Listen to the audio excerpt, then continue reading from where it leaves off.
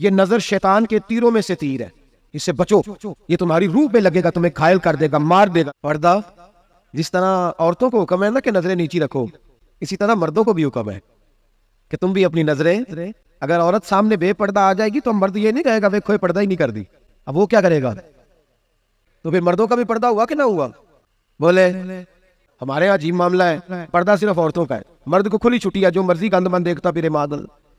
مرد کی آنکھ کا بھی پردہ ہے، نظر جھکا کے رکھے، منع کیا نبی پاک، اور فرمایا یہ نظر شیطان کے تیروں میں سے تیر ہے، اس سے بچو، یہ تمہاری روح پہ لگے گا، تمہیں گھائل کر دے گا، مار دے گا تمہیں۔ اندر جو کمی ہے نا، جو غلطی ہے اس کا یہ نہ دیکھے سامنے والا کیا کر رہا ہے، کہتے نہیں میں صحیح سے صحیح ہوں اور برے سے تو یہ کمال ہے کوئی؟ صحیح سے تو سارے صحیح ہوتے، اچھے سے تو جی بندہ اچھا ہے نا۔ ایک بندہ مجھے کہنے لگا جی مجھ سے غلط بات نہیں برداشت ہوتی، تو میں نے کہا صحیح بات برداشت کرنے کی ضرورت بھی نہیں ہوتی، اس لیے کہ وہ بات ہی صحیح ہوتی ہے۔ مجھ سے غلط بات برداشت ہے تو پھر مثلا برداشت پھر کیا ہوتا ہے؟ غلط بات ہی تو برداشت کرنی ہوتی ہے کہ برداشت کر کے سامنے والے کو سمجھایا جائے، صحیح بات تو برداشت کرنے کی ضرورت ہی اسے قائل کیا جائے، اسے کہا جائے کہ تو غلطی پہ ہے لیکن اس کی بات برداشت کی جائے۔ کمال ہے اس کا نام کہ غلط بات برداشت کی جائے، صحیح بات تو ہوتی صحیح ہے۔ اینٹ کا جواب پتھر سے دے دینا یہ کوئی کمال ہے؟ میرے بھائی احساس پیدا کر، کہاں کس سے کمی رہ گئی۔ حضرت سالبہ بن عبد الرحمن حضور کے صحابی ہیں، نبی پاک صلی اللہ علیہ وسلم نے فرمایا جاؤ فلاں آدمی کو بلا کے لاؤ۔ بلانے چلے گئے تو رستے میں ایک عورت بے پردہ تھی، ایک نظر اس کو دیکھا، پہلی نظر ویسے ہی معاف ہے، دوبارہ اب جو دیکھتا ہے وہ جان بوجھ کے دیکھتا ہے، دوبارہ نظر اٹھی۔ ہمارے ہاں ساری سزا عورتوں کے لیے ہے کہ پردہ کریں، حالانکہ پردہ مرد کا بھی ہے۔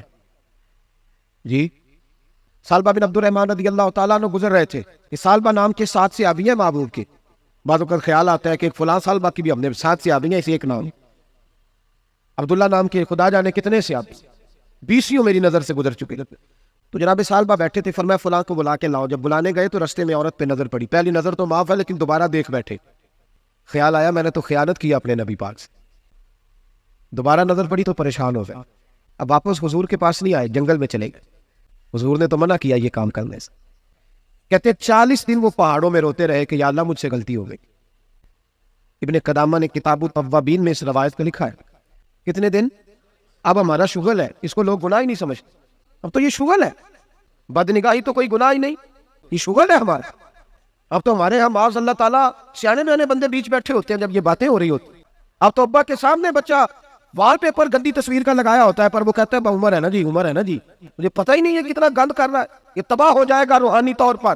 اگر یہ گند دیکھنے میں الجھ گیا تو امام شافعی کا فتویٰ ہے جس کی نظر گندی ہوتی ہے اس کا حافظہ کمزور ہوتا ہے، وہ نفسیات کا مریض ہو جاتا ہے جو گندی نظر والا آدمی ہوتا ہے، وہ کوئی بڑا کام نہیں کر سکتا۔